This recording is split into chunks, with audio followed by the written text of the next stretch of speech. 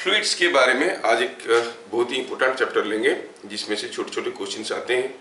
Fluid dynamics, hydrodynamics. Hydrostatics हम लोग देख चुके हैं, जब कोई लिक्विड रेस्ट में था। We have seen about the concept of pressure.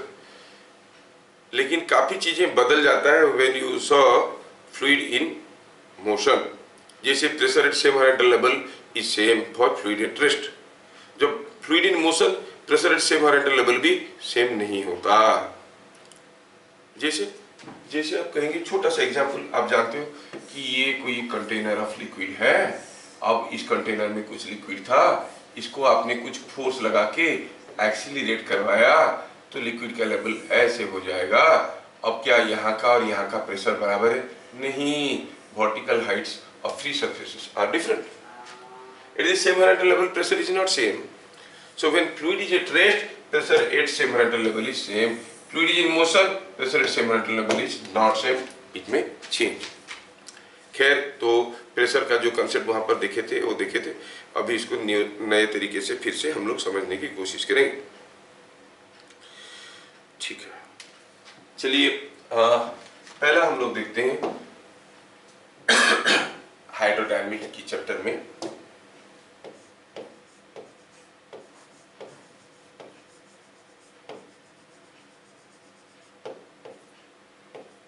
ये हाइड्रोडायनामिक्स वाला चैप्टर में, चलो पहले देखते हैं what is volume rate flow. That is volume of fluid flowing per unit time. ये चीज आपको समझ में आता है। That is, you can say it is d capital V by dt, centimetre cube और मीटर क्यूब, कुछ भी कहो, पर सेकेंड। dV क्या है? The volume of fluid flowing per in dt seconds. अगर किसी एक जगह वाटर फ्लो हो रहा है, लिक्विड फ्लो हो रहा है, अगर dV वॉल्यूम का लिक्विड फ्लो कर जाता है dt सेकेंड में, तो आप कहोगे volumetric rate of flow is dV by dt। ठीक है। Number 2, if an incompressible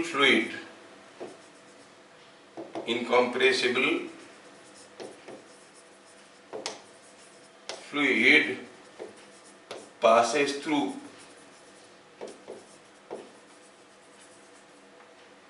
a tube of cross-sectional area A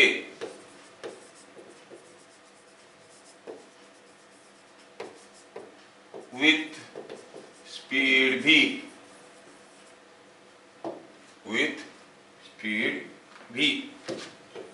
अगर किसी एक ट्यूब है जिसका क्रॉस सेक्शनल एरिया A है, जिसके थ्रू से एक फ्लूइड फ्लो कर रहा है with speed V, then the volumetric rate of flow, किसी एक पाइप से लिक्विड निकल के आ रहा है, पाइप का क्रॉस सेक्शनल एरिया A है, then the volumetric rate of flow is area into velocity, और इनसे area into normal velocity. Vn क्या है? Velocity normal to A, area को परपेंडिकुलर होके जो वेलोसिटी है। कैसे हुआ बताएंगे, लेकिन आप लोग नहीं लिखोगे, खाली देखोगे नहीं लिखोगे। सपोज हम कहेंगे कि यहाँ पर कोई एक ट्यूब है, इस ट्यूब का क्रॉस सेक्शनल एरिया A है, यहाँ से लिक्विड निकल रहा है कुछ भी स्पीड में। हम जानना चाहते हैं how much metre cube of volume of liquid is coming out per second. तो एक काम करते हैं, let us consider this liquid for delta t seconds. Delta t seconds में जो लिक्विड यहाँ से निकल रहा था, वो लिक्विड कुछ यहाँ से, ये लिक्विड कुछ यहाँ से यहाँ तक निकल जाएगा, है ना। ये लिक्विड, इतना लिक्विड बाहर निकल गया डेल्टा टी सेकेंड में। कितना लिक्विड निकल गया? हम कहेंगे this is the volume of liquid coming out in delta t seconds. अच्छा, ये जो वॉल्यूम है, इस वॉल्यूम का लेंथ कितना है भाई? लेंथ है, क्योंकि v स्पीड में जा रहा था तो डेल्टा टी सेकेंड में v डेल्टा टी गया होगा। एरिया अगर a है, इसका एरिया अगर a है, तो ये जो वॉल्यूम निकल के आया ये dv कितना है? Area into v d t. तो आपको पता चला कि dv इज इक्वल टू, उसे इतना बड़ा पाइप रख के क्या करेंगे, छोटा सा पाइप में काम बन जाएगा। हाँ, तो क्या देखें हम, dv is equal to area into v d t. इसका मतलब हुआ dv by d t is area into velocity.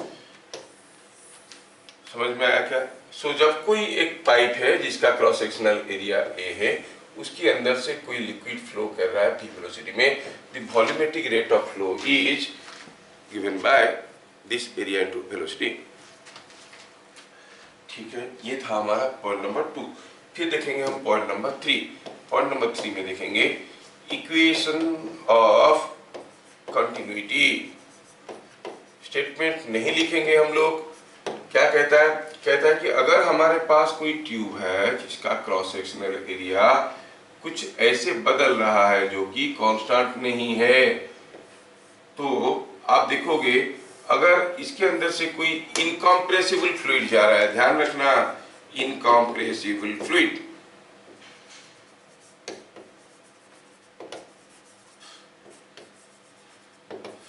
अगर इसके अंदर से कोई इनकॉम्प्रेसिबल फ्लूइड जा रहा है तो ऑब्वियसली ये तो भरा हुआ है फ्लूइड से, ये तो फ्लूइड से भरा हुआ है, क्योंकि जब लिक्विड फ्लूइड इसके अंदर से फ्लो कर रहा है ये पूरा का पूरा भरा हुआ है।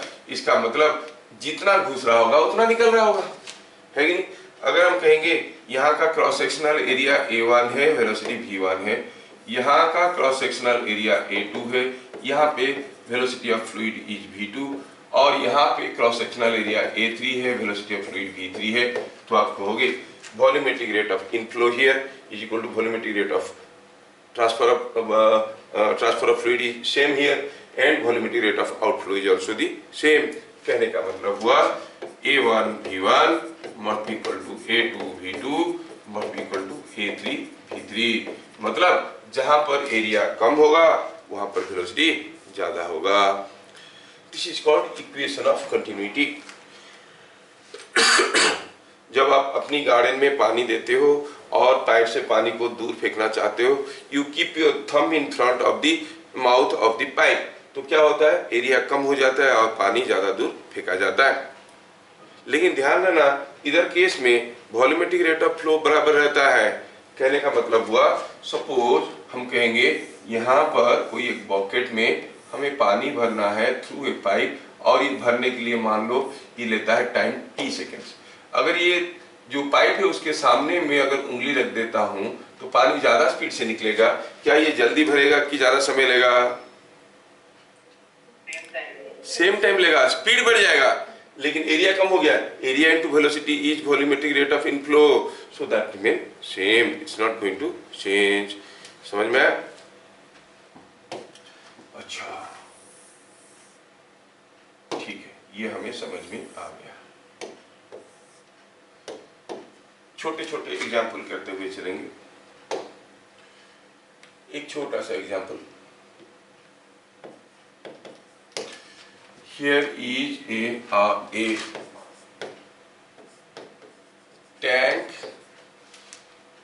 is supplied water। ध्यान रहे, water is considered as an incompressible one। A tank is supplied water by 2 pipes of cross-sectional areas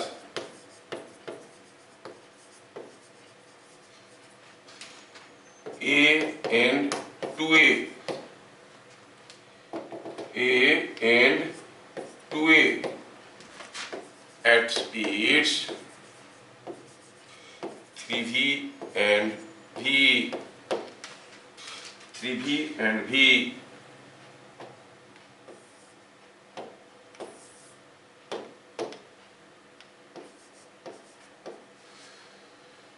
water comes out of the tank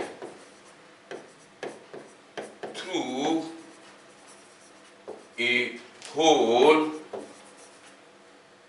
of area 3A if level of water in tank remain constant,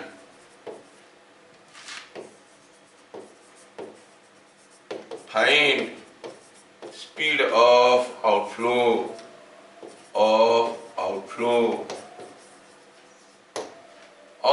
का speed क्या होगा। कितना simple question है। कोई tank को आपने supply कर रहा है, आप वाटर सप्लाई कर रहे हो और यहाँ पर कोई एक होल है जहाँ से पानी निकल रहा है।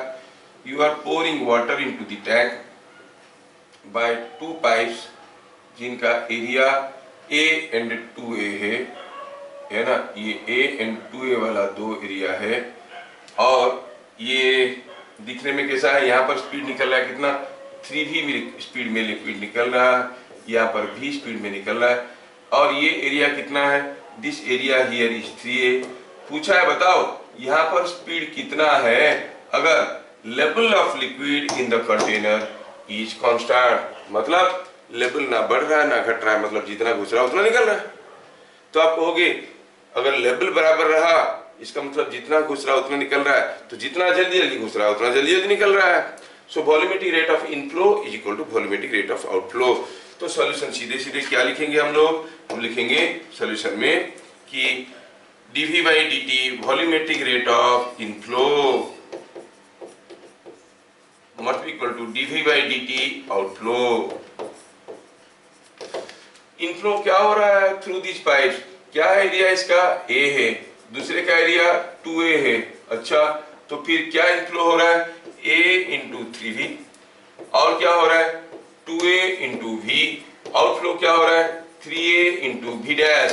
क्या यहाँ से हम V नहीं निकाल सकते, yes A cancels out, it is coming 3V plus 2V 5V is equal to 3V dash और V dash is equal to 5V by 3। समझ में आया। With what speed the liquid is coming out, with speed 5V by 3। Simple सा question है। दूसरा question ऐसा है कि अगर हम कहेंगे कि हियर इज ए होस, गार्डन होस and you want to spray water through a sprinkler. The hose has got radius R.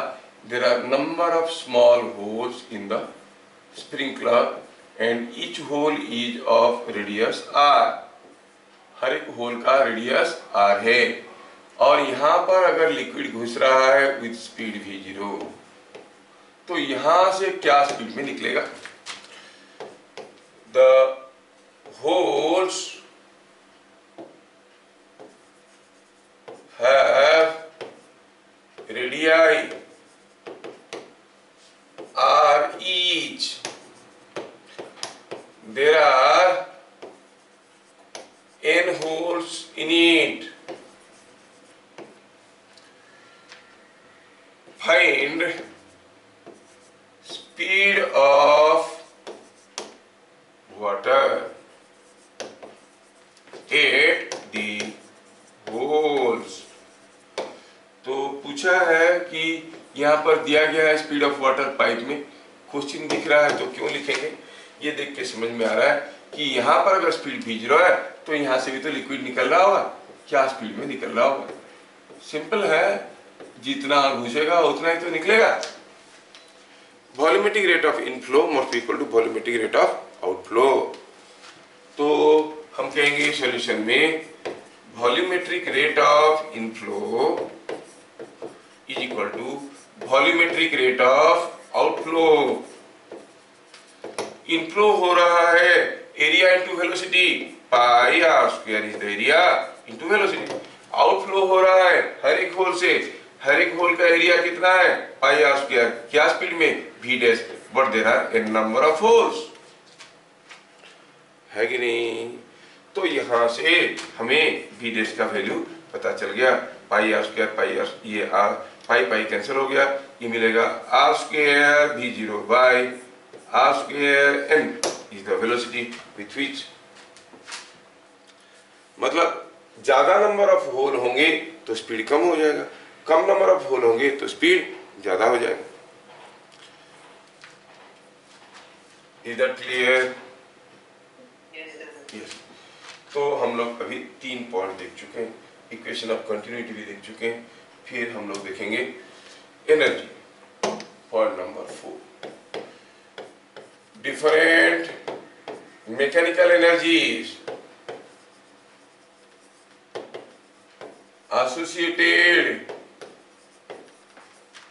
associated with fluid in motion are, kinetic energy, which you can call as half mu square, potential energy, जिसको आप कह सकते हो कि depending upon the reference chosen mgh, and the तीसरा which first time comes into play in this chapter is called pressure energy. Pressure energy कैसे निकालते हैं इसको? is pressure into volume. ध्यान रहे, pressure energy is given by the product of pressure and volume. Product of pressure and volume gives you pressure energy. ठीक है, तो point number 5, total mechanical energy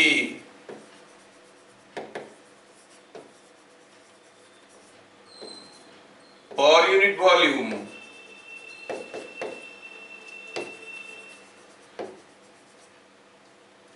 is equal to kinetic energy plus potential energy plus pressure energy by volume. मतलब कोई एक volume of fluid अगर motion में है, उसके पास टोटल मैकेनिकल एनर्जी क्या है, तो उसका काइनेटिक एनर्जी निकालो, पोटेंशियल एनर्जी निकालो, प्रेशर एनर्जी निकालो, तीनों को जोड़ो, भाई भी कर दो। जब हम ऐसे करते हैं तो काइनेटिक एनर्जी बाय वॉल्यूम क्या हो जाएगा? So what is the unit of this one? It is the energy per unit volume, joules per metre cube, energy per unit volume, है ना। तो इतना मैकेनिकल एनर्जी है पर यूनिट वॉल्यूम में, मतलब भी वॉल्यूम में। यूनिट वॉल्यूम में कितना होगा? भी डिवाइड करो, कितना होगा? Kinetic energy by V, kinetic energy था this by V is nothing but m by v gives you the density. Density को हम लोग रो लिखते हैं, तो लिखेंगे half rho u square. Potential energy mgh by v, m by v हो जाएगा rho, it is rho gh। Pressure energy is pressure into volume, by volume gives you the pressure. So this is what is the mechanical energy per unit volume. ये joules per metre cube तो है, पर दिख रहा है कैसे? देखो, ये भी प्रेशर है, ये भी प्रेशर है, ये भी प्रेशर है, समझ में? वो अक्सर पूछेंगे what is what does this quantity represent, rho v square, तो नीचे रहेगा एनर्जी, प्रेशर, टॉर्क, तो आप क्या कहोगे? It is pressure, dimensional it is same as pressure. तो आप देख रहे हो ये क्या हो गया? Joules per metre cube. Energy per unit volume of a fluid is this much joules per metre cube, जिसका dimension is same as pressure. बस थोड़ा सा लिख देता हूँ, हो सकता है कभी आप मिस कर जाओगे। रो v स्क्वायर का dimension is same as dimension of pressure, ठीक है, वो इसके ऊपर पूछ लेते हैं। और कभी कभार हाफ रो v स्क्वायर को प्रेशर के साथ, रो जी एच के साथ इक्वेट करके, गॉस प्रेशर का फॉर्मूला था रो जी एच, वहां से एच निकाल देते हैं। जो एच का वैल्यू आता है उसको कहते हैं वेलोसिटी हेड, समझ में आ रहा है? पोटेंशियल एनर्जी को रो जी एच के साथ इक्वेट करो तो एच ही आएगा, that is called potential head. P को रो जी एच के साथ इक्वेट करो, एच का वैल्यू आएगा, उसको कहते हैं प्रेशर हेड, ठीक है। वो टर्म्स और आजकल लोग यूज नहीं कर रहे हैं, तो मैं भी नहीं बता रहा हूँ। इसमें से कोई भी एक क्वांटिटी को रोचेज के साथ इक्वेट करो, उसमें से जो एज का वैल्यू निकलेगा उसको करेस्पॉन्डिंग हेड कहेंगे। समझ में आ रहा है? Rho half rho u square is equal to rho g h, उसमें से एच का वैल्यू निकालो, जो भी निकलेगा इसको कहेंगे वेलोसिटी हेड। यहाँ पे एच क्या हो जाएगा? Potential head. यहाँ पे क्या हो जाएगा? Pressure head. What is the pressure head? मतलब आपको एच पता चल जाएगा, तो वहां से रो जी एच करके आपको प्रेशर निकालना। ठीक है, खैर let us not confuse, this type of wordings are no more used in general books, लेकिन पहले आता था। बाई चांस में कोई पुराना ओल्ड मैन अगर क्वेश्चन सेट करता है तो अपनी जमाने का क्वेश्चन डाल देगा, तो आप हेड ढूंढते रह जाओगे, हेड कहाँ से आया? हमारे साथ तो हेड ना टेल कुछ बताया नहीं।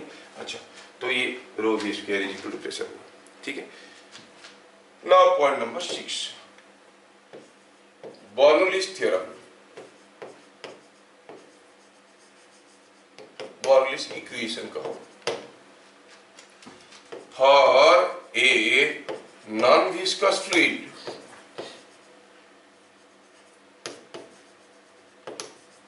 in steady flow,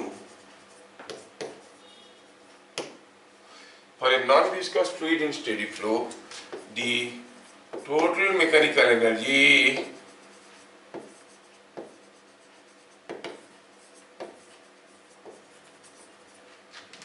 per unit volume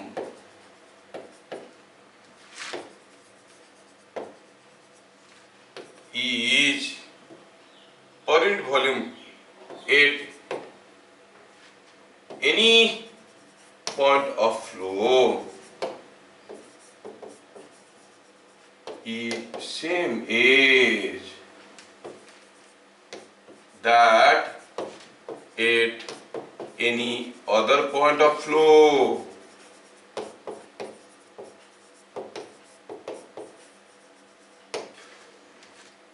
कह रहा है, पहले स्टेटमेंट को समझ लेंगे तो फिर हम यूज कर पाएंगे।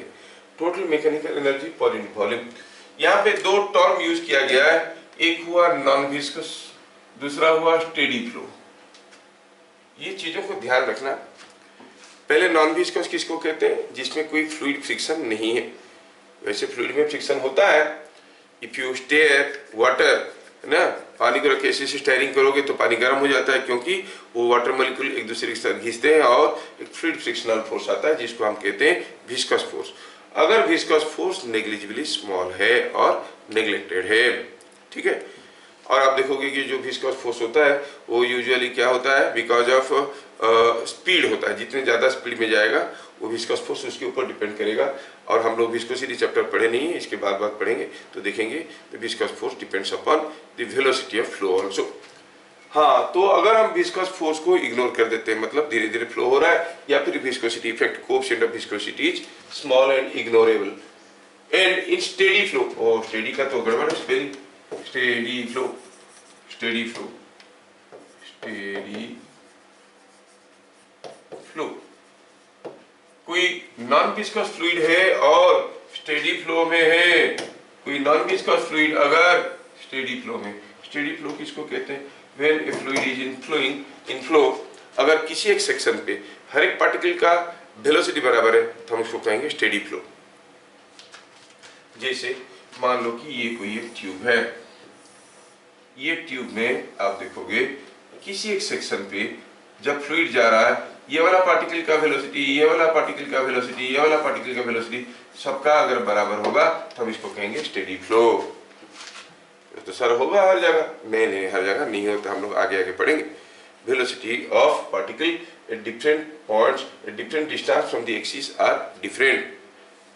अगर आप देखोगे, if you talk about thin tubes, thin tube के केस में आप देखोगे यहाँ से आर डिस्टेंस में, यहाँ से आर एक्स डिस्टेंस में, चलो एक्स डिस्टेंस में ये वाला जो पार्टिकल है उसका velocity is proportional to, it is r square minus x square. R क्या है? रेडियस। समझ में आ रहा? ऐसे करके आता है, मतलब जैसे जैसे आप दूर तक जाओगे एक्स का वैल्यू आर हो जाएगा तो आप देखोगे वेलोसिटी बिकम्स जीरो। अगर किसी एक पाइप में कोई फ्लूइड फ्लो कर रहा है, आप छोटा सा पीस ऑफ पेपर को यहाँ छोड़ दो तो देखोगे वो पीस ऑफ पेपर सड़क से निकल गया। लेकिन इसके बगल में छोड़ो तो देखो कि वो चिपका हुआ रह रहा है, जा नहीं रहा है, मतलब यहाँ का fluid is not in that strong velocity.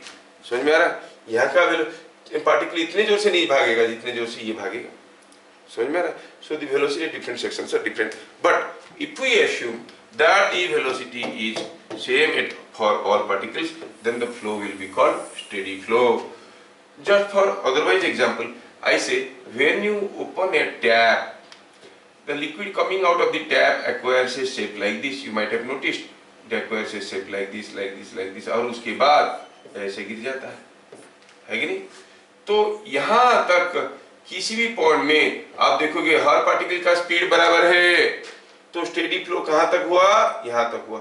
इसके बाद ये तितर बितर गए, ये स्टेडी फ्लो नहीं रहा, स्टेडी फ्लो नहीं रहा तो उसको कहते हैं turbulent flow. The flow becomes turbulent.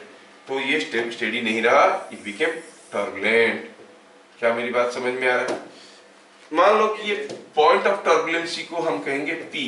अगर हम टैप को जोर से खोल देते हैं तो आपको क्या लग रहा है? Point of turbulence will go down और गो अप। जोर से खोल देंगे तो यहीं से फेंकना शुरू कर देगा, क्योंकि ये जो टर्बुलेंस आता है it is because of viscous force आता है। Viscous force depends upon velocity. तो जैसे वेलोसिटी बढ़ जाएगा यहाँ पर विस्कस फोर्स ज्यादा आ जाएगा, तो ये यहीं से टर्बुलेंस शुरू हो जाएगा। ठीक है, ठीक है। स्टेडी फ्लो क्या है समझ में आ गया। The total mechanical energy per unit volume at any point of flow is same as that at any other point of flow। ध्यान से देखो, सपोज हम कहेंगे कि यहाँ पे कोई एक ट्यूब है जिसका शेप कुछ ऐसा है। फॉर योर अंडरस्टैंडिंग, यहाँ पे कोई एक ट्यूब है जिसका शेप ऐसा है। नाउ चलो मानते हैं कि इस ट्यूब में लिक्विड घूम रहा है, लिक्विड इसके अंदर से फ्लो कर रहा है। चलो मानते हैं कि यहाँ पर लिक्विड का वेलोसिटी है v1, यहाँ पर लिक्विड का वेलोसिटी है v2, और मैं कोई एक फिक्स्ड रेफरेंस ले लेता हूँ। This is what is the reference. The height of this point से from the reference is h1। h1 से ये हाइट का कितना है? हाइट कितना है? ये h1। Same height from here, height from here is suppose h2.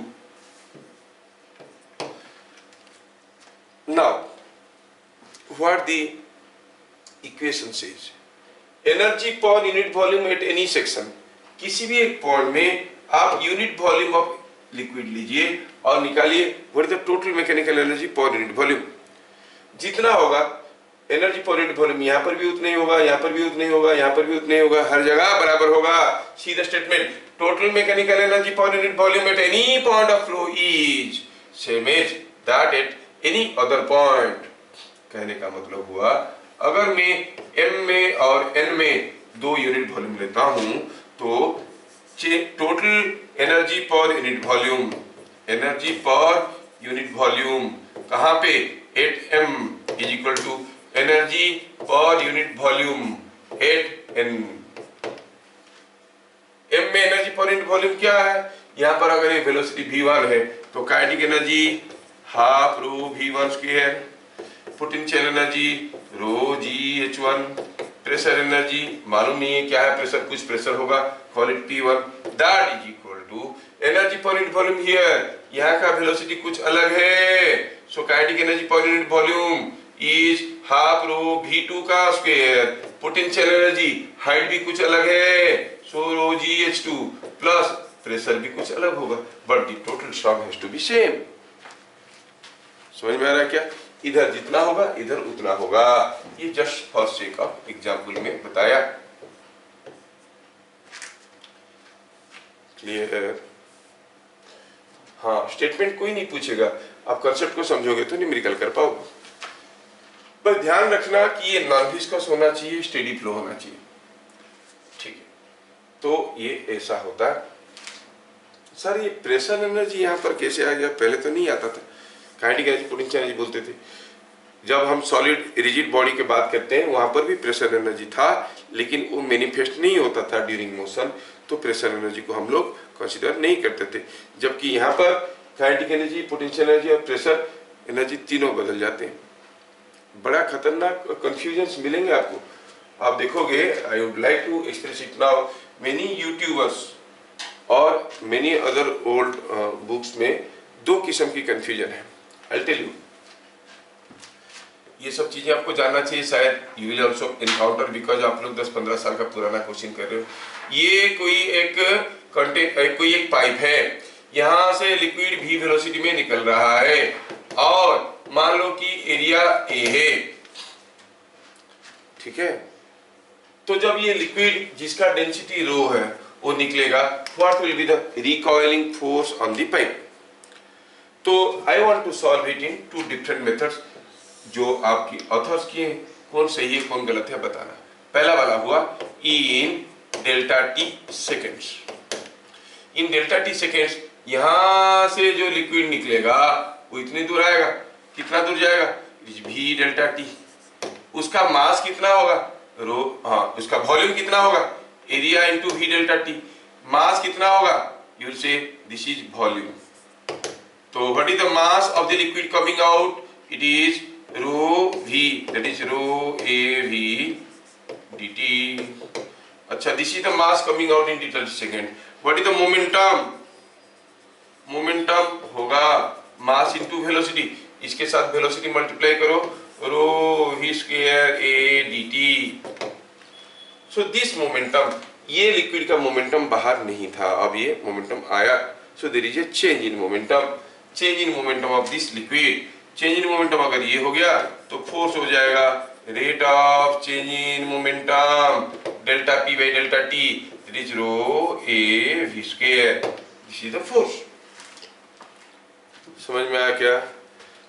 There is a second school of thought where they think as this liquid is coming out, the mass of liquid coming out is this much, they understand. जब ये dx distance जाएगा, सो when it flows over a distance dx, जब ये dx distance flow कर गया तो क्या करते हैं, बोलते हैं कि हाँ volume of liquid coming out is nothing but, ये हो गया dx निकला है, एरिया a है तो a dx। Now mass of the liquid is it is rho v, rho a dx। अच्छा, kinetic energy of the liquid is, kinetic energy is equal to, और change in kinetic energy is equal to half m v square, half m v square.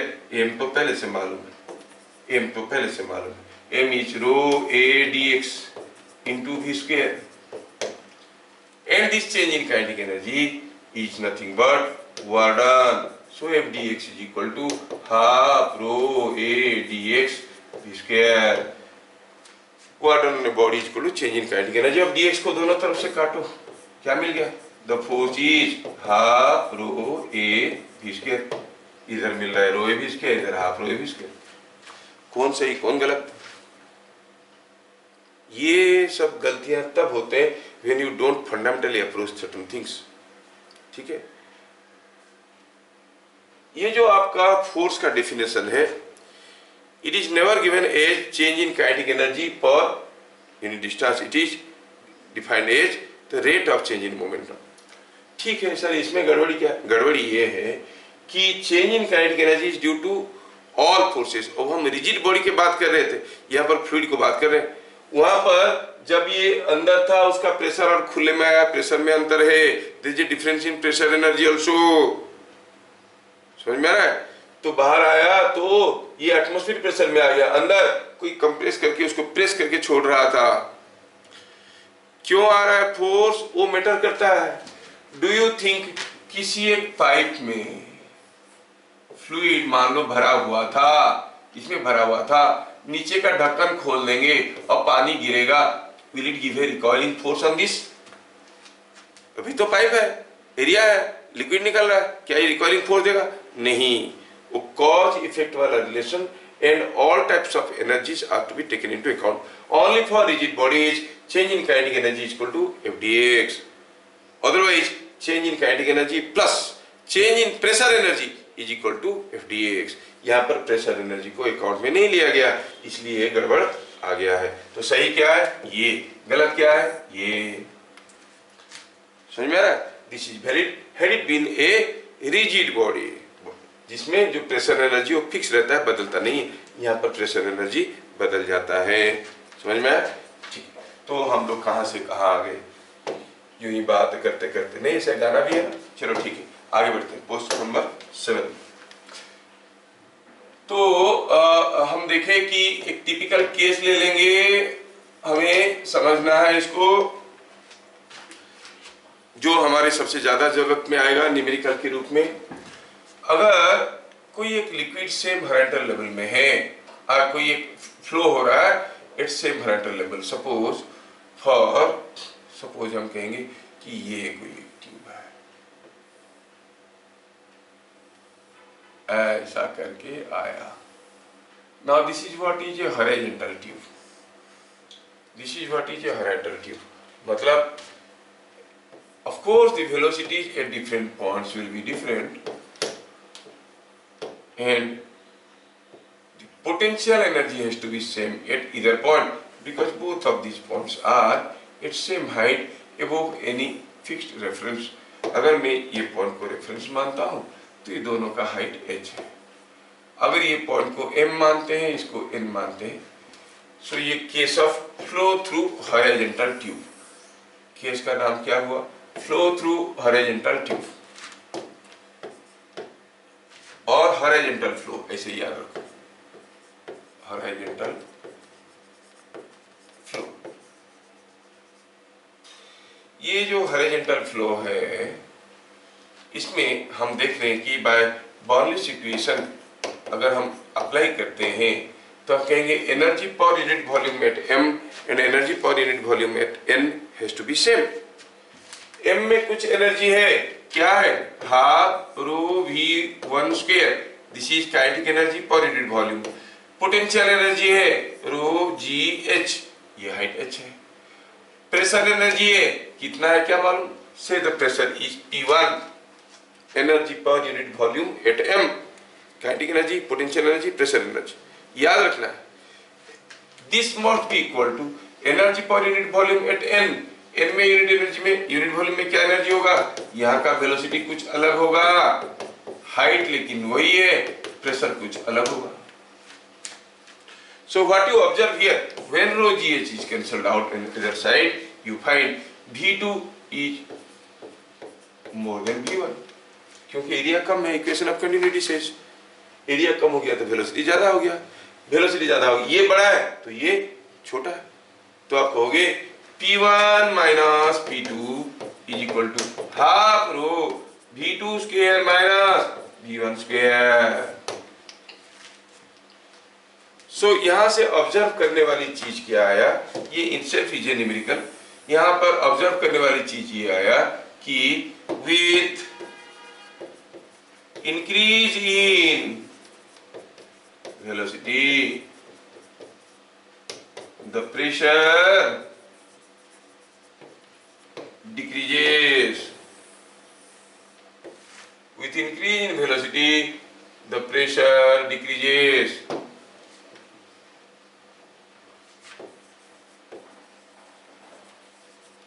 लेकिन condition को मत भूल जाना यार, velocity बढ़ने से प्रेशर बढ़ेगा घटेगा, कंडीशन क्या है, for horizontal flow.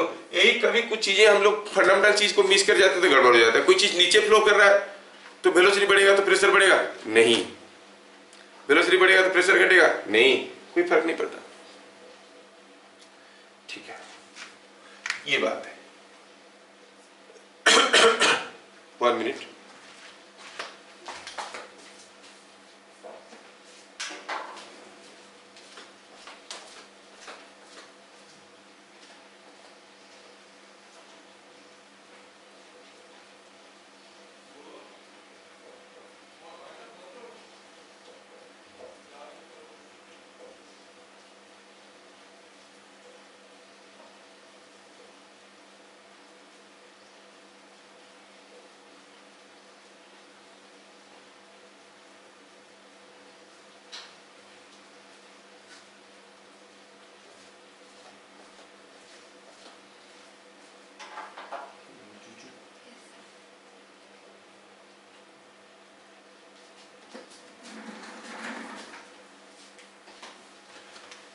So with increase in velocity pressure decreases. ठीक है, ये बात है। अब ये एक्सपीरियंस आपके पास होगा। When you are moving in a train, you like to sit near the window because the air inside the train is also moving with the train. अंदर का एयर का वेलोसिटी ज़्यादा है, बाहर का एयर रेस्ट में है, तो अंदर का प्रेशर लो हो जाता है। तो क्या होता है, you see air flows from high pressure to low pressure, नहीं? तो ये सब चीज़ें आते हैं। तो एट सेम हॉरिजॉन्टल लेवल अगर वेलोसिटी बढ़ेगा तो प्रेशर घटेगा, नहीं? दूसरा एग्जाम्पल होता है कि किसी घर की छत कैसे उड़ जाता है। ये सब कुछ नहीं लिखेंगे क्योंकि वो क्वेश्चन कुछ भी पूछ सकते हैं, तो थोड़ा सा डिस्कशन कर लेते हैं। Suppose this is what is a house and ये घर का छत है, और अगर जोर से हवा चलने लगा घर का छत उड़ जाता है। आप कहोगे हाँ एयर आके यहाँ पे धक्का दे रहा है, फेंक रहा है। नहीं यार, ये थिकनेस इतना कम होता है कि air can not exert A substantial force. Pressure होगा बट एरिया भी तो चाहिए फोर्स के लिए। और टीन रूफ का थिकनेस कितना है कि वो थिकनेस के ऊपर इतना फोर्स आएगा। इस compare to the weight is very heavy, तो उड़ता इसलिए नहीं है कि हवा धक्का दे रहा है। होता क्या है कि यहाँ पर हवा काफी ज्यादा स्पीड में जा रहा है, तो यहाँ पर लो प्रेशर फॉर्मेशन होता है। और जैसे तूफान आया, यूजुअली हम लोग खिड़की दरवाजा बंद कर देते हैं, तो अंदर का एयर रेस्ट में है, तो यहाँ पर प्रेशर एटमॉस्फेरिक प्रेशर है। तो अंदर का प्रेशर ऊपर की तरफ है, ऊपर को पुश कर रहा है, बाहर का प्रेशर नीचे को पुश कर रहा है। तो थिंक ऑफ द रूफ, इसके ऊपर बाहर से कोई फोर्स है, कितना प्रेशर इनटू एरिया, अंदर से कोई फोर्स है, कितना इनसाइड प्रेशर इनटू एरिया, और इसका वेट है कि नहीं। अगर this becomes this and this, क्योंकि pressure outside is decreasing with increasing speed of flow. हवा जोर से चलने लगा तो प्रेशर आउटसाइड घटने लगा, तो अगर this plus this is equal to this हो जाएगा, it will be capable of lifting it up, tin dog को खींच के उठा देगा। समझ में आ रहा? They will not ask you about the mathematical equation. Had it been IIT preparation, they would have asked. Otherwise आप लोग को ये सोचना है। तो क्या देख रहे हैं कि खिड़की दरवाजा बंद रखने से अंदर का प्रेशर एटमॉस्फेरिक प्रेशर रहा, लेकिन बाहर का प्रेशर लो हो गया। बचना चाहते हो तो क्या करना है, खिड़की दरवाजा खोल दो। अब क्या हो गया, अंदर का भी प्रेशर लो हो गया, नहीं बाहर का भी प्रेशर लो हो गया। उड़ेगा क्या, नहीं उड़ेगा। घर के सामान उड़ जाएंगे लेकिन छत बच जाएगा, है कि नहीं। जोर से इधर से अगर हवा आएगा इधर से निकल जाएगा, सामान नहीं उड़ जाएंगे। ठीक, तो दिमाग लगाना भी तो जगह जगह पे लगाना, हर जगह मत लगाना। ठीक है। दूसरा हुआ the case of atomiser. Atomiser आप देखे होंगे, उसमें होता यूं है कि here is A thin pipe, क्या कहते हैं इसको, बेगन स्प्रे। वो मच्छर मारने वाला मिलता है ना, कॉकरोच को मारने वाला। यहाँ पर एक ऐसे पाइप लगा रहता है, और यहाँ पर एक डब्बा लगा रहता है, और यहाँ पर ये डब्बा ऐसा है, इसमें कुछ लिक्विड पड़ा रहता है। ये डब्बे में कुछ लिक्विड होता है, ठीक है। ओहो, लिक्विड लीक कर गया। ये लिक्विड यहाँ पर था, और यहाँ पर होता क्या है कि एक पिस्टन, और यहाँ पर होता है उसका हैंडल। आप हैंडल लगा के पुश करोगे। जैसे आप पुश करोगे, the air here will be pushed with some velocity. जब ये एयर जाएगा ऐसे, और it is passing through the narrow cross section, the velocity will increase abnormally, है कि नहीं, क्योंकि एरिया कम हो गया ना, वेलोसिटी बहुत ज्यादा बढ़ जाएगा। वेलोसिटी बढ़ जाएगा तो प्रेशर विल कम डाउन, तो ये रीजन का प्रेशर लो हो जाएगा। प्रेशर लो हो जाएगा तो क्या हो जाएगा, विल सी ये लिक्विड चढ़ेगा इधर, क्योंकि हर जगह प्रेशर बराबर होना है। यहाँ पर तो एटमॉस्फेरिक प्रेशर है, लेकिन यहाँ पर एटमॉस्फेरिक प्रेशर नहीं हुआ क्योंकि यहाँ का प्रेशर लो हो गया है। To balance the pressure the liquid will rise. जैसे हम लोग कोल्ड ड्रिंक पीते हैं, शॉक करते हैं तो लिक्विड राइज करता है, liquid will rise, the liquid will rise and come to this zone. एक बार यहाँ पर आया तो फेंका गया। समझ में आ रहा है क्या? This is called atomiser. अगर आप इसको धीरे धीरे मूव करवाओगे, वेलोसिटी उतना भी ज्यादा नहीं होगा, प्रेशर उतना भी कम नहीं होगा कि लिक्विड चढ़ जाएगा। बहुत जोर से पुश करोगे, फुस फुस मारोगे तब जाके जोर से, नहीं धीरे धीरे मारोगे कुछ नहीं होगा, है ना। और जोर से मारोगे तो यहाँ से जो एयर है काफी ज्यादा वेलोसिटी में जाते हुए उसका प्रेशर लो हो जाएगा। Liquid will go up to that level and will be thrown out. समझ में आया क्या एटोमाइजर क्या है? अच्छा, ये सब चीजें बर्नौलीज थ्योरम में आता है। बर्नौलीज इक्वेशन हम लोग देख लिए,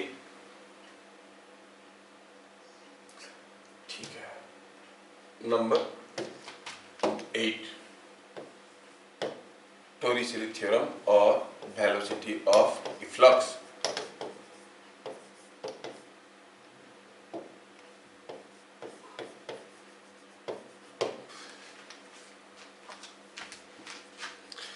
ठीक है, ये velocity of efflux is a very important numerical providing chapter और article of Bernoulli's theorem. Bernoulli's theorem पे कोई क्वेश्चन आएगा तो दो किस्म की क्वेश्चन आ सकता है, एक तो हुआ थ्योरेटिकल, दूसरा हुआ numerical. If it is numerical it will be on this, theoretical हुआ तो कॉन्सेप्चुअल क्वेश्चन आएंगे, वेलोसिटी बढ़ जाने से प्रेशर क्या होता है, ऐसे करके चीजें आएंगे।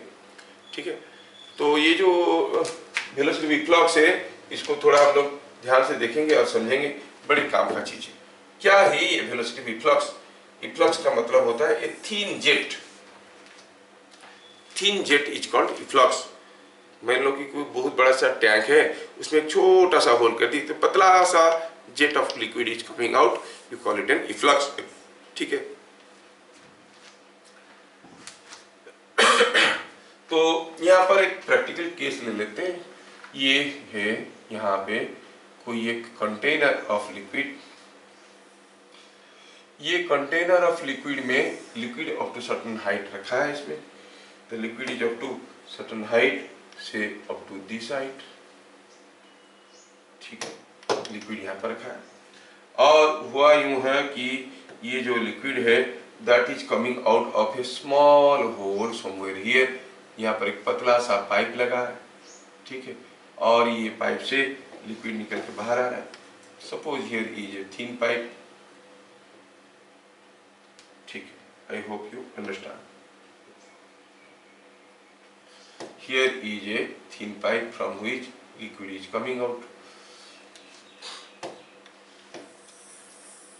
क्या क्या डाटा दिया गया है? डाटा दिया गया है कि ये जो टैंक है इसका बेस एरिया है A, ये जो होल है इसका एरिया है A0 और यहाँ से ऑब्वियसली लिक्विड निकल के बाहर आ रहा होगा, call this velocity V0. As this liquid is coming out, the level of liquid in the container must be decreasing. Liquid level नीचे आ रहा है विथ ए वेलोसिटी v1। ये होल कहाँ पे है? This hole is at a depth h। ये सब assumptions है। The hole is at a depth h from the level of the liquid, say this depth is h। ये h depth में ये लिक्विड रखा हुआ है, होल रखा हुआ है। And what is total height of liquid above the base of the tank? Total height of the liquid above the base of the tank is something capital H। ये capital H। इतनी सारी data को लेके हम लोग अभी काम करने वाले हैं। ठीक, इसमें सारी डाटा देखने से ही समझ में आ रहा है कि क्या है, इसमें कोई दो राय नहीं है। बस एक चीज मिसकंसेप्शन क्रिएट करता है, वो है कैपिटल H। कैपिटल H क्या है? Some people say it is height of the level of the liquid above the base of the tank. No, it is, ध्यान रहे, H is height of level of liquid above ground। Sir difference क्या है? Difference है आगे चल के हम ये जो लिक्विड यहाँ से निकलेगा वो गिरेगा, उसका रेंज वगैरह निकालेंगे। The range is to be calculated on ground, है ना। इसको रेंज ग्राउंड के ऊपर कैलकुलेट करना पड़ेगा, उसके लिए देखना पड़ेगा कि हाइट इसका कितना है फ्रॉम ग्राउंड। समझ में आ रहा है? अगर हम कहेंगे कि यहाँ पर कोई एक टैंक है और ये टैंक में कुछ लिक्विड है, कितना लिक्विड है? 3 मीटर का, और इसको किसी स्टूल के ऊपर बैठाए हैं, स्टूल का हाइट कितना है? 2 मीटर, तो हम कहेंगे H का वैल्यू है 5। Reading height of the liquid above ground is 5। Should not be misconception. Clear? ठीक है, अब ग्राउंड किसको कह रहे हैं? जहां पर हम रेंज निकाल रहे हैं, रेंज निकालेंगे, लिक्विड निकल के ऐसे गिरेगा, what is the range we want to know. बाकी सब कुछ हमें मालूम है। और क्या दिया है, A0 खाली जानने के लिए is area of orifice, A is base area of tank। बस अब हमें पूरे के पूरे आर्टिकल में डिस्कशन करना है व्हाट इज V0, V0 का वैल्यू पता करना है, ठीक है। To know the value of V0 let us proceed. यहां पर आपको मिल रहा है पहला चीज वो ये है कि जितना लिक्विड निकलेगा उतना ही घटेगा, मतलब rate of volume rate of outflow must be equal to volume rate of decrease in liquid in the container. तो यहाँ पर एरिया ए है और ये नीचे आ रहा है V1 वेलोसिटी में, एरिया ए है और ये नीचे आ रहा है V1 वेलोसिटी में, सॉरी ये नीचे आ रहा है V1 वेलोसिटी में। तो आप क्या कहोगे, अगर एरिया ए है तो वॉल्यूम घट रहा है तो आप कहोगे A0 V0 must be equal to A1 V1, sorry not A1 it is A V1, जितना निकलेगा उतना घटेगा। यहां से हमें एक फॉर्मूला मिल गया, V0 is almost equal to, it is equal to A V1 by A0।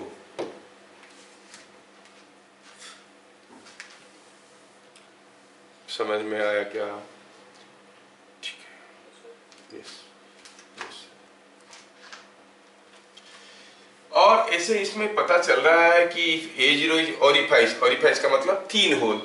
मान लो कि ये बेस एरिया है 2 metre square and here is a thin hole जिसका एरिया है 0.5 मिलीमीटर स्क्वायर। ओ कितना छोटा है। Now A0 into V0 is equal to AV1। A0 काफी छोटा है तो V0 has to be very large and A काफी बड़ा है तो V1 has to be very small।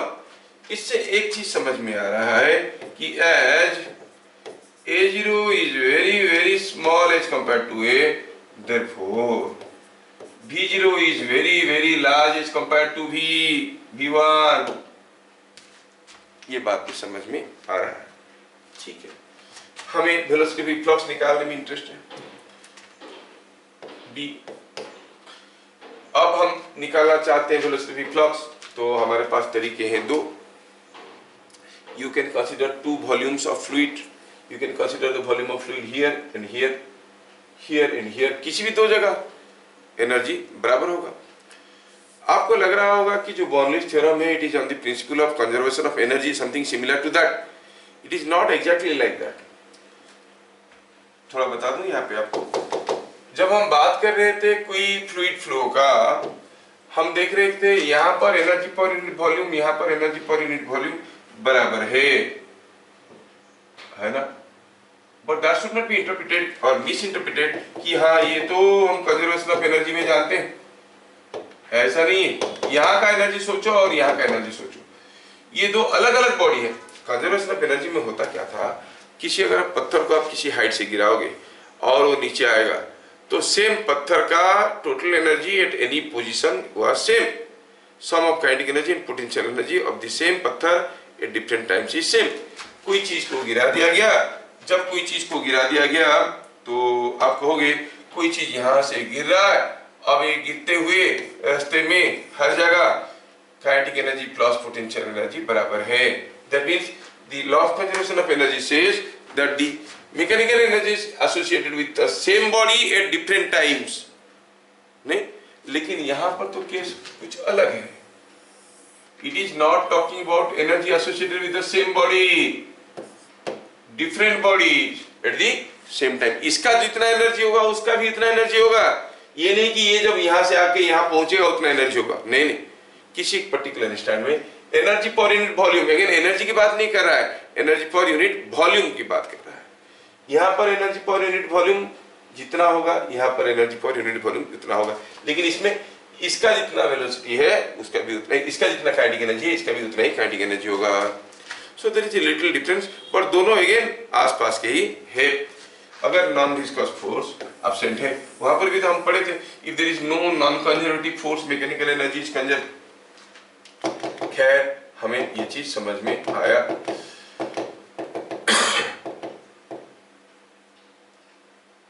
ठीक है, तो हम लोग कहाँ थे?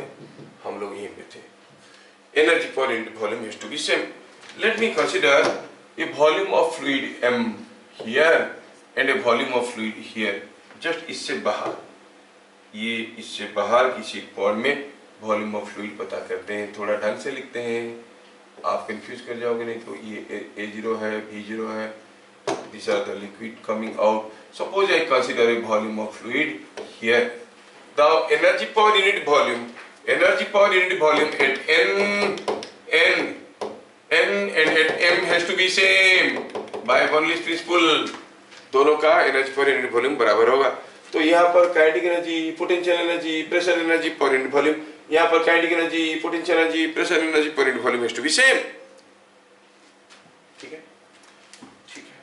तो ऊपर वाले पॉइंट का m का हम कहेंगे kinetic energy plus potential energy plus pressure energy per unit volume.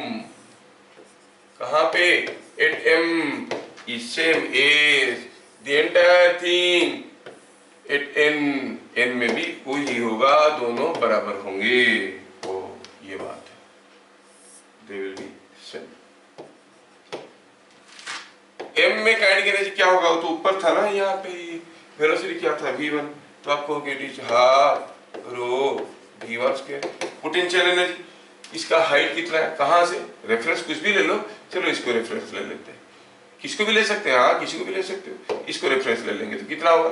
Row g h, it is rho g h plus pressure energy. वो कहाँ है? यहाँ पे। यहाँ पर तो कोई गॉस प्रेशर नहीं होगा, खाली एटमॉस्फेरिक प्रेशर होगा। एटमॉस्फेरिक प्रेशर को आप कहोगे P atmosphere. Kinetic energy at N, यहाँ पे काइनेटिक एनर्जी क्या हो जाएगा? हाफ रो v0 का स्क्वायर। पोटेंशियल एनर्जी क्या हो जाएगा? इसका हाइट। अगर ये पूरा है कैपिटल H, ये है स्मॉल h, तो ये हाइट हो गया h minus h, so it is coming out to be rho g h minus h। और pressure energy per unit volume, ये भी तो खुले में है, तो प्रेशर एनर्जी होगा only p atmospheric. So either way we could find the energy per unit volume for both these volumes and we find that it is coming out to be the same. ये cancel हो गया।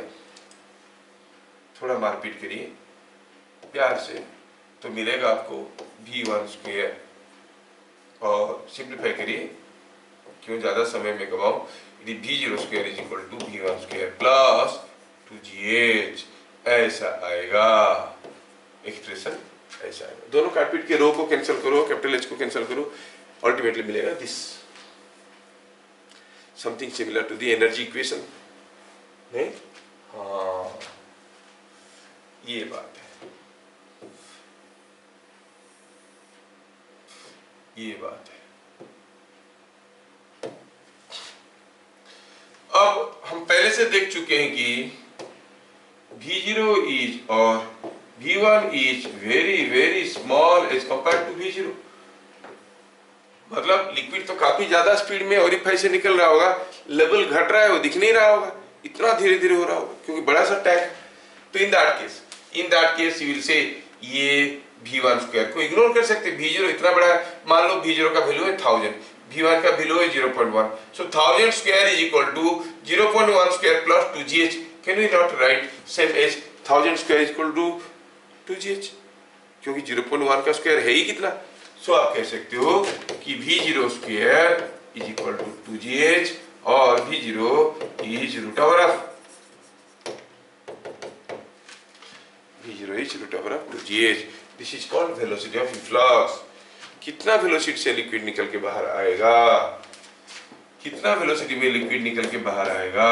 you'll see the liquid coming out is with a specific velocity v0 is equal to root over of 2gh। ध्यान रहे, it must be an orifice, thin orifice।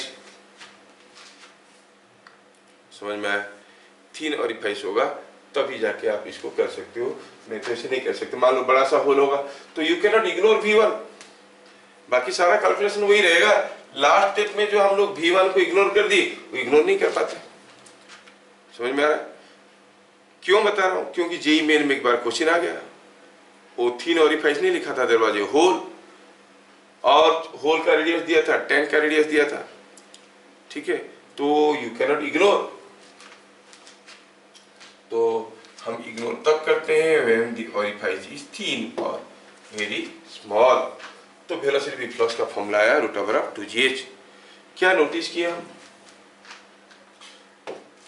Notice ये किए कि in expression of V0 is equal to √2gh, एक एक करके याद रखना। Density of liquid doesn't matter, density of liquid doesn't matter।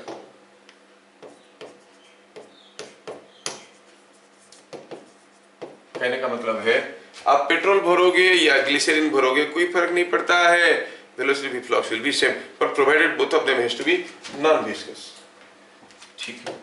Doesn't affect लेकर लिखेंगे, डजंट अफेक्ट। दूसरा हुआ जो आपका h है, ये वर्टिकल हाइट है, vertical height of free surface above the orifice। ध्यान रहे, कोई टैंक ऐसे रखा है, लिक्विड यहां तक है, यहां पे होल है, ये है H। कोई टैंक टेढ़ा रखा है और इसमें भी लिक्विड है ना, और पता चला यहां पर होल है, तो H किसको लेंगे? Only this height. ये लेंथ को मत ले लेना, it is the vertical height. क्या मेरी बात समझ में आ रहा है? H क्या? Vertical height. तो यहाँ पर दोनों ही केस में लिक्विड निकल के बाहर आएगा, और दोनों ही केस में जो लिक्विड बाहर आएगा उसका वेलोसिटी होगा √2gh, velocity of √2gh।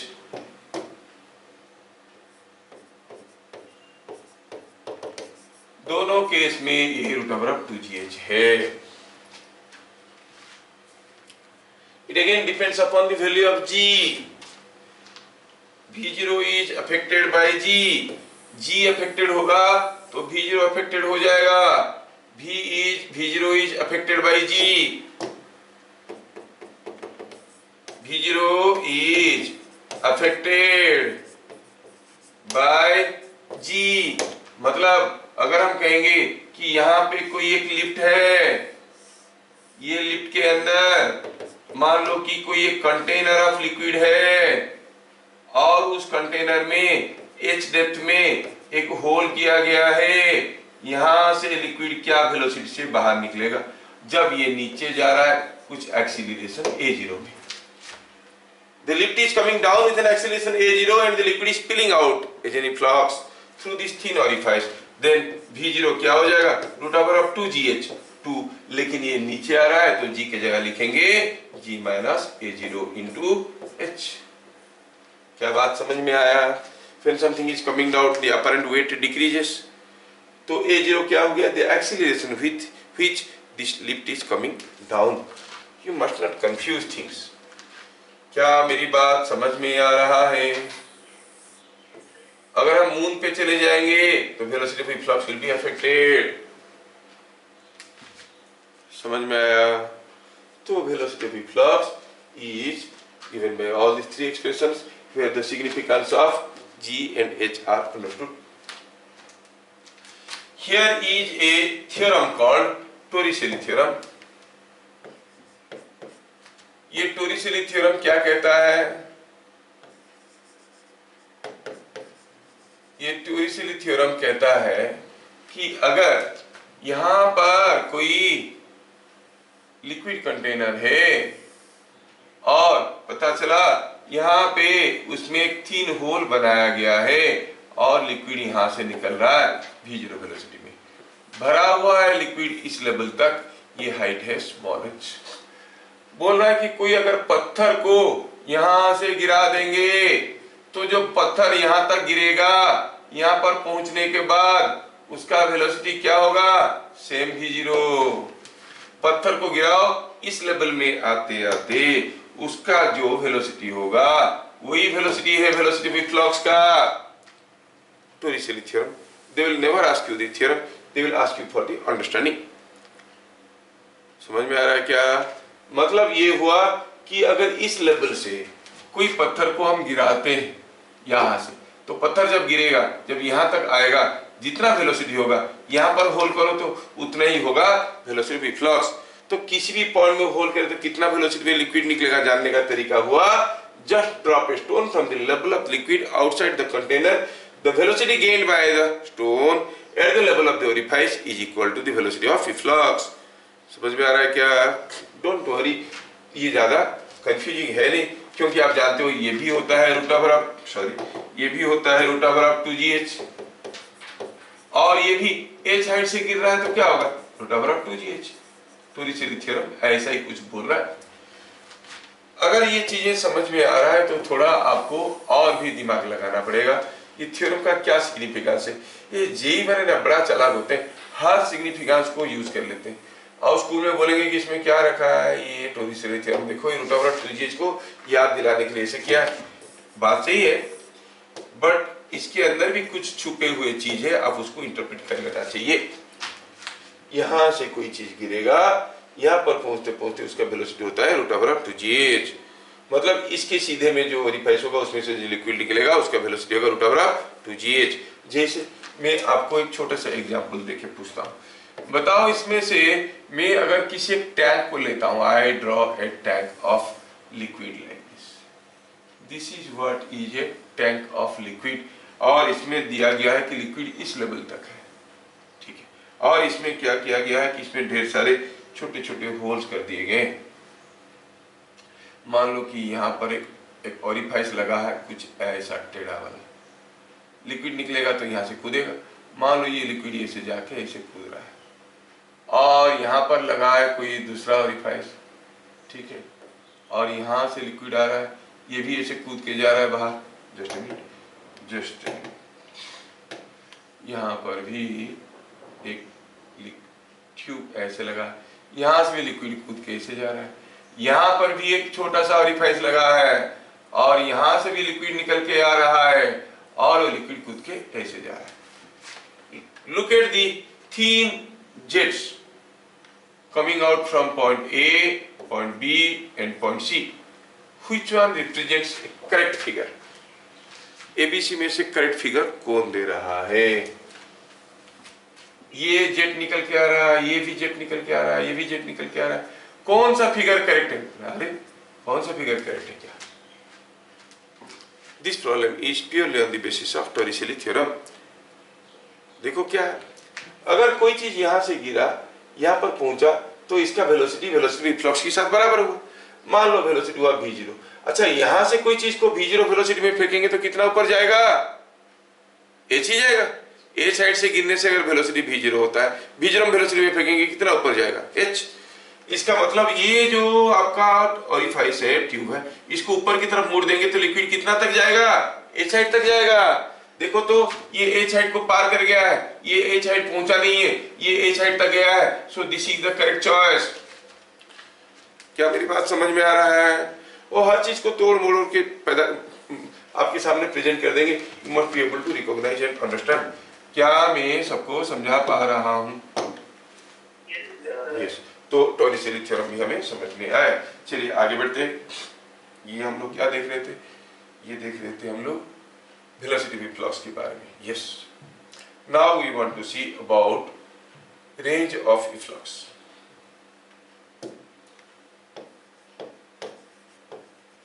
Range of flux. अब ये इफ्लक्स कितने दूर तक गिरेगा? यहाँ पर हमारे पास एक कंटेनर था और इस कंटेनर से हम एक लिक्विड रखे हुए थे इसमें, और पता चला कि यहाँ पर एक थीन होल बनाया गया था। ये कंटेनर को थोड़ा ग्राउंड पे रखे, यानी हवा में उड़ रहा है। यस, आ जाओ। This is what is the container kept on ground. Ground से ये हाइट h है, और यहाँ पर आपने एक होल बना दिया इसमें, कहाँ पे, एट ए डेप्थ h। यहाँ से लिक्विड निकल के आ रहा है और गिर रहा है। क्या स्पीड में निकल रहा है, v0 में। कहाँ पे गिर रहा है, यहाँ पे गिर रहा है। पूछा है व्हाट इज द रेंज, तो range r is equal to, आपको याद है हम लोग कभी बचपन में पढ़े थे, कोई चीज को अगर h हाइट से u स्पीड में फेंकेंगे तो कितना दूर पे गिरता था, u root over of 2h by g। ऐसे होता था कि नहीं होता था। अब यहां से लिक्विड निकल रहा है, तो बताओ यहां पर u की जगह क्या लिखेंगे, v0। u की जगह लिखेंगे v0। अच्छा,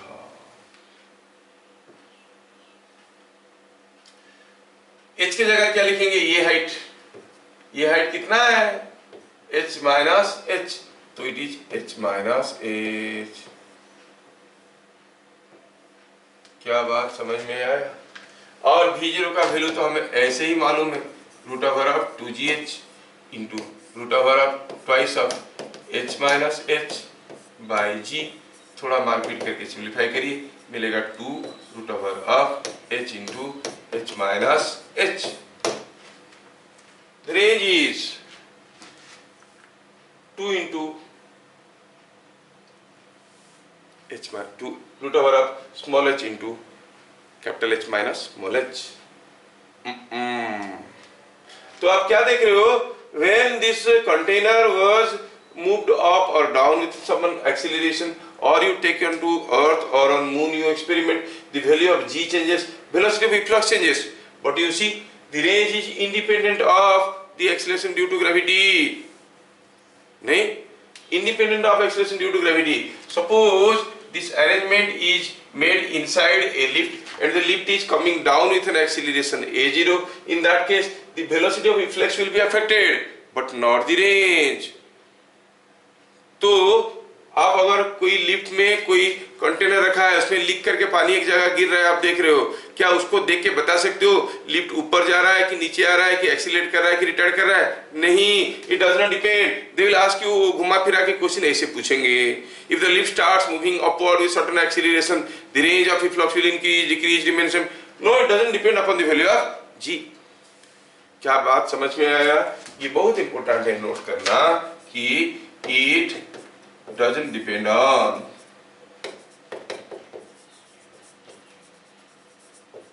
G। दूसरा, अभी हम लोग देखे कि the range is twice of h into h minus h whole over। Suppose हम कहेंगे कि ये है हमारा एक टैंक, और यू हैव ए सपोज ये है टैंक, और आपने यहाँ पर एक होल बनाया, यहाँ पे मतलब कहाँ पे, ये यहाँ से x डेप्थ में और यहाँ से y हाइट में। दूसरे केस में you repeat the same figure again, और आपने क्या किया, ये फिगर को रिपीट करते वक्त आपने किया ये जो होल है, ये होल का पोजीशन को बदल दिया। क्या कर दिया, ये होल अब ये यहाँ पर नहीं, होल कुछ यहाँ पर है। कहाँ पे, ये डाटा कुछ बदल गया है। Now everything has changed. अब ये हाइट है y और ये डिस्टेंस है x। Just see what has happened. ऊपर से x डेप्थ में, नीचे से y, अब ऊपर से y डेप्थ में, नीचे से x हाइट में। तो इस केस में वेलोसिटी ऑफ इफ्लक्स कुछ होगा, इस केस में भी वेलोसिटी ऑफ इफ्लक्स कुछ होगा, इस केस में कुछ रेंज होगा, और इस केस में भी कुछ रेंज होगा। पहला केस में velocity of efflux is root over of 2gx, यहाँ पर velocity reflux is root over of 2gy। Range in the first case क्या फॉर्मूला था, 2 into h into h minus h, h मतलब x, 2 into root over of x into h minus h, तो यही था। ओ क्या आपको दिख नहीं रहा, ये एच माइनस एच था, ये क्या है y लिए हमारा केस में, ये y है तो 2xy। इस केस में range same 2 root over of xy। क्या आपको समझ में आ रहा है? So when you make a hole at a height y above the base or at a depth y below the flow level, the range is coming same। समझ में आया क्या? रेंज वही रहता है, ये आपको समझ में आना बहुत जरूरी है। नीचे से 1 मीटर हाइट में अगर हम एक होल करते हैं तो जितना रेंज होगा, नीचे ऊपर से 1 मीटर डेप्थ में अगर होल करेंगे वही होगा रेंज। समझ में आया? दूसरा चीज ये हुआ, अगर यही चीज को हम इंटरप्रेट करेंगे दूसरे तरीके से, हम कहेंगे कि range is twice of h into h minus h, और हम कहेंगे कि here is A tank containing some liquid say up to a height of 4 meter and this is a stool on which this is meant to stand। ये height है से 1 metre और दिया गया है कि नीचे से अगर हम यहाँ पे इतनी हाइट में अगर एक होल करेंगे, कितने हाइट में, 1 मीटर हाइट में, ठीक है, 1 मीटर हाइट में एक होल करेंगे, पता चला कि जो लिक्विड निकला वो कुछ आके यहाँ पर गिरा। You are making a hole at a height 1 metre, तो क्या बता सकते हो ऊपर से कितने डेप्थ में होल करेंगे तो लिक्विड वहीं पे गिरेगा, रेंज सेम होगा। हम बताए थे इसमें कैपिटल H क्या होता है, height of level of liquid above ground, है ना। अगर कोई पूछेगा इसका रेंज कितना होगा, आप कहोगे 2 इंटू एच, एच क्या था, ये डिस्टेंस, ये कितना है 4, ये एक है 5, ये हो गया 1, ये हो गया 1, 2 चला गया, रह गया कितना 3, तो आप कहोगे 2 into root over of 3 into 5 minus 3, है कि नहीं, ये बात है। तो आप कहोगे कि ये जितना होगा यहाँ पे, तो ये रेंज कितना होगा, तो इसके जगह डालेंगे। बताओ ऊपर से कितना डेप्थ में करेंगे, अब ये नीचे से कितने ऊपर होल हुआ है 2 मीटर, तो ऊपर से 2 मीटर नीचे अगर होल करेंगे तो रेंज वही होगा। इसका मतलब you make a hole somewhere here 2 metre depth में, तो आप देखोगे कि यहाँ से लिक्विड हुआ लिक्विड भी यहीं पे गिर रहा है, they falling at the same point, ठीक है। तो keeping this things in mind, हर चीज को हड़बड़ी में मत लिखो, मैं तो मिटा देता हूँ, आप मिटा नहीं सकते। तो अभी अगर इस फॉर्मूले में मैं बताना ये चाहता था कि अगर यहाँ पे कोई लिक्विड है और यहाँ पे ये हाइट है 3 मीटर, चलो मानते हैं कि हाइट है 3 मीटर, और इसको खड़ा किए हैं किसी चीज के ऊपर जिसका हाइट है 2 मीटर, और पूछा गया कि यहाँ से 2 मीटर नीचे अगर हम एक होल करते हैं उसका लिक्विड का रेंज क्या होगा, you want to know the range. तो क्या हो जाएगा, रेंज का formula twice of root over of h हो गया 2 into h minus h, h क्या लेंगे यहाँ पे 5, ये 3 है ये 2 है ये 5, so it is 5 minus 2, so it is coming as 2 root 6। समझ में आया क्या, ऐसे करके निकालना पड़ेगा for the range, and it doesn't depend upon the value of g for taking height into incorporation। अच्छा, हम लोग बात कर रहे थे रेंज का, ये रेंज में ये क्या गया, रेंज आ गया, ठीक है, 1 2 3 देख लिए, number 4 range is maximum when dr by dh is equal to 0। मतलब हम देख रहे हैं कि जो हमारा रेंज है वो आर क्या था, is twice of root over of h into h minus h and that hole thing is changing with variation of small h. Capital h तो फिक्स्ड है, आप कहां पर छोटा सा होल करोगे कि रेंज मैक्सिमम होगा, that means what we are going to change is small h. For what value of small h this range will be maximum. जहां पर रेंज मैक्सिमम होगा, you know application of differentiation, तो आप कहोगे dr by dh is equal to 0। ठीक है, तो अगर dr by dh को 0 करते हैं तो इससे मिलेगा, सॉल्व करेंगे तो बहुत सिंपल है, सॉल्व कर सकते हो बहुत आसानी से। आपको मिलेगा h is equal to h by 2, it is h is equal to h by 2। कैसे डिफरेंशिएट करना है, देखो जब r मैक्सिमम होगा तब r स्क्वायर भी मैक्सिमम होगा। जब r स्क्वायर मैक्सिमम होगा, r स्क्वायर का वैल्यू है 2 into h minus 4 into h minus h, उसका differentiation with respect to h कर लो, मिलेगा h का वैल्यू h बाई 2। r को डिफरेंशिएट करोगे तो एक रूट ओवर साइन आएगा, r स्क्वायर को करोगे तो उसमें रूट ओवर साइन नहीं आएगा, आसानी से डिफरेंशिएट कर सकते हो। So when the depth of orifice is half of the value of h, ये याद रखना। क्या आपको समझ में आ रहा है कि यहाँ पर ये टैंक में कौन से पॉइंट में अगर हम, ये हो गया 4 मीटर, इसको किसी स्टूल के ऊपर बैठा है, क्या बता सकते हो, ये स्टूल का हाइट दिया है 1 मीटर, क्या बता सकते हो ऊपर से for what value of H the range of liquid will be maximum, ये हो गया रेंज। क्या बता सकते हो एच का वैल्यू क्या लेने से ये रेंज मैक्सिमम होगा, क्या लेंगे, टोटल कितना हो गया 5, तो एच कितना होना चाहिए 2.5। समझ में आ रहा है, जो लोग इसको एच मान लेते हो 2 लिख देते हैं, गड़बड़ हो जाता है। हम रेंज कहां पे ले रहे हैं, हाँ अगर इस लेवल पे रेंज लेते तो कहते 2 मीटर, इस लेवल पे रेंज मैक्सिमम होने के लिए हाइट होना चाहिए 2 मीटर, लेकिन इस लेवल पे रेंज मैक्सिमम होने के लिए height should be 2.5 metre. You understand, चीजें आपको समझ में आने लगा है। So h is equal to 4 plus 1/2 is 2.5 metre. हाँ, तो बात ये कर रहे थे what is the maximum range, range maximum कब होता है when small h is equal to capital H by 2। Value डाले, maximum range is 2 root over of small h की जगह capital H by 2 into h minus h by 2, simplify करो तो ये h by 2 root over हो गया तो h by 2, it is coming h।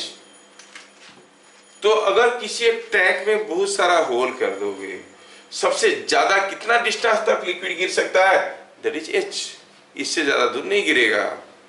समझ में आ रहा है, the maximum horizontal range is h।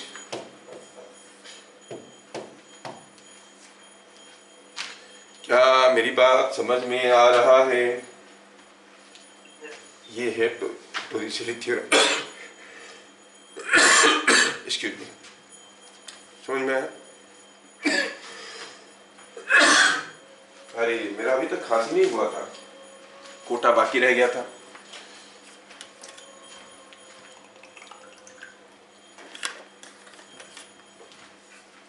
तो यहाँ पर हमारा हाइड्रोडायनेमिक्स वाला चैप्टर खत्म हो जाता है। ठीक है, आप बुक से न्यूमेरिकल करो, कोई भी न्यूमेरिकल ला के आप पूछ सकते हो, यू डू इट। मैं भी आपको न्यूमेरिकल दूंगा, आप मेगा स्टडी पैकेज दिया गया उसको कर लो। ठीक है, तो चलिए फिर मिलते हैं अगले क्लास, तब तक के लिए जय हिंद।